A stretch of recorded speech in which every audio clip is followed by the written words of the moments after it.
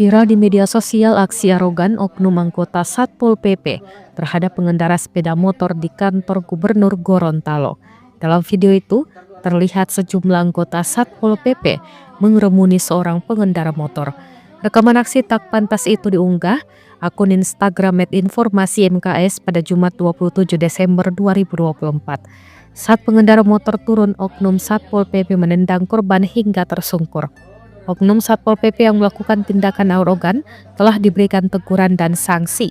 Beruntung setelah melakukan musyawarah, kedua belah pihak akhirnya berdamai dan saling minta maaf.